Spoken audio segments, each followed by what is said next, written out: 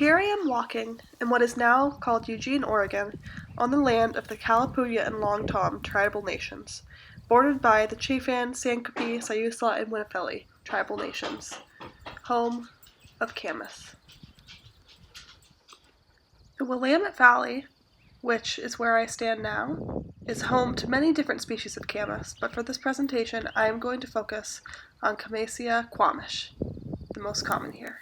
So for my project, I decided to go down to my local cemetery, and there's a big vacant lot where there's a ton of camas, and here's just one of the many camas plants that are down there. You can see the purple flowers that have bloomed from the bottom up, and this is the stalk. And these flowers will later turn into the seeds. And lower down you can see that the leaves are long with parallel lines of veins in them because it's a monocot plant. And later I'm going to dig this plant up.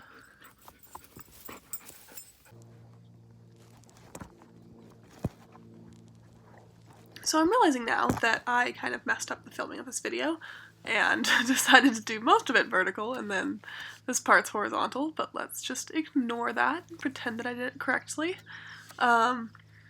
Here I am digging up a camas plant. So I decided not to dig up the one with the flowers because those flowers will later turn into seeds that can be sown and grow more camas. And I found a plant that it either had been chopped off by a deer eating it, or someone had mowed, or the flower dried up and there was no flower or seeds on top. And so I'm digging it up here. You gotta get really deep. The bulbs are somewhere between 1 to 2 feet down, depending on how tall the plant is and how much the bulb has grown. And it took quite a few tries. I think this is one of my first times trying to dig up the plant.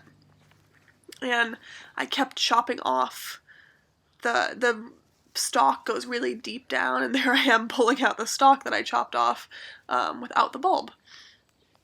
So I'm foraging for this camas in mid-spring, and generally tribes like the Kalapuya would forage later in the year, but I wanted to make my video, and I had found some plants that didn't have the seeds on them, so I wasn't being wasteful of their planting properties later on. Always remember when foraging for any sort of wild vegetation, the 1 in 20 rule, which means you only should harvest 1 out of every 20 plants, and then if there are less than 20 plants, do not harvest. And this is the first bulb that I got. You can tell that it's white underneath a brown or black layer, and obviously there's a lot of dirt around, and they're actually kind of gummy textured inside. It's really interesting. So an important lesson I learned during this camas hunting experience was not to take your dog with you when you're foraging near poison oak. And if you can't tell, there's poison oak. That entire bush behind me is all poison oak. And I was doing a good job. I had long pants, I had protective stuff on my arms, and I went home and washed everything and showered, and yet I didn't wash the dog.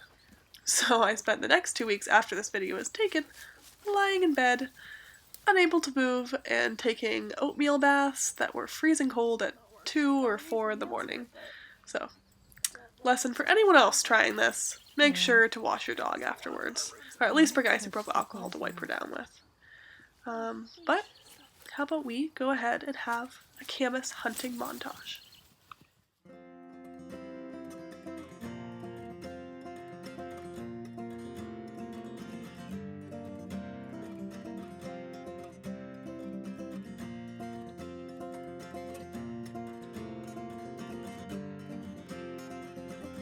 I've been sleeping for some hours. I just woke up and you were there. Like the morning, like the flowers, sunlight whispering in my ears. A red-tailed hawk shooting down the canyons put me on that windy rise. I will be your true companion when we reach the other side. And I will try, but I will stumble, and I will fly. You told me so.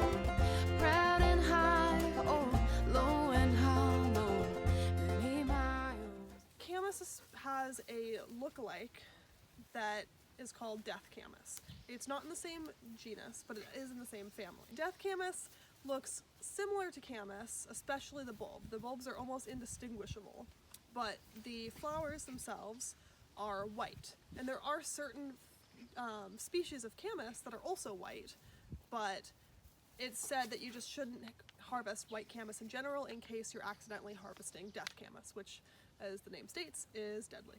Another way to sustainably harvest Camas, an important part of it is it said you only should harvest once the flowers have come out, so you can make sure you're not harvesting Death Camas. And that being said, often Camas would be harvested traditionally at the end of its growing season, so the seeds would be coming out, and the seeds could be stored and planted as a thank you to the earth for giving us food. So Camas used to be harvested with long wooden sticks with sharp ends, and they would dig down and pry up the bulbs, and then oftentimes the bulbs would be dried for the winter time. It was hard to store Camas fresh back then, so if the Camas wasn't going to be cooked right away, it was always dried. Once the Camas was ready to be cooked, big earthen pits called earth ovens would be made, and then the Kalapuya would line the earth ovens with Douglas fir boughs. They also sometimes would flavor their Camas with tarweed, which is a spice that they would use. And the Camas is normally really sweet because of the inulin in it that turns into complex sugar when cooked for a really long time. The range and habitat of Camassia Quamash it goes all the way from BC all the way down to California, and also extends east through Alberta, Canada, and through Montana, Idaho, Utah, and Nevada. And its habitat is, well, basically the Willamette Valley, where I live in Oregon. It likes wetter, shadier areas that are moist, sometimes by rivers, or in big fields like this. Further off down that way, there's another open field that a lot of Camas grows in. So this sort of area. Camas was an important both food and tradable item for a lot of Native American tribes. Those tribes include the Lummi, the Kalapuya, which this is their land that I'm now standing on in Eugene, Oregon. And the most famous one for harvesting Camas is the Nez Perce tribe. And that is because on their territory is where famously Lewis and Clark got really sick because they ate the Camas without the Camas being cooked fully. And so the inulin made them really sick. And so that's the most known story about Camas, but tons of other tribes used it, and it grows everywhere and is a really good medicine, as well as food. The ways Camas was used as a medicine, oftentimes the bulbs were boiled down and used as a birthing aid.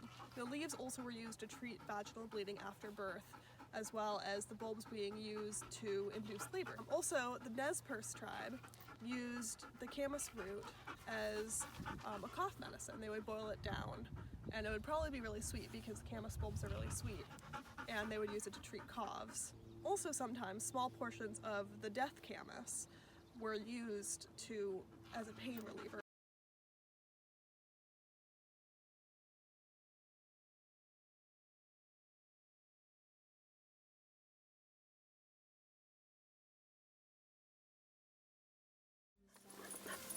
Shivering with truth, babe, lighting fires,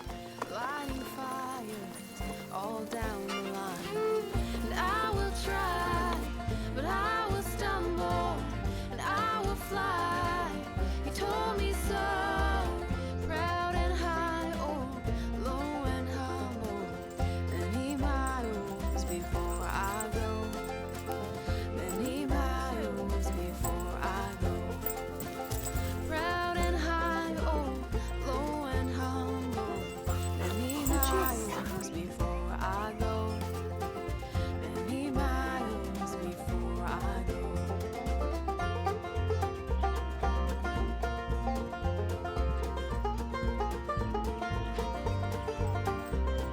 Lucia, take a break, go! Lucia, no, stop!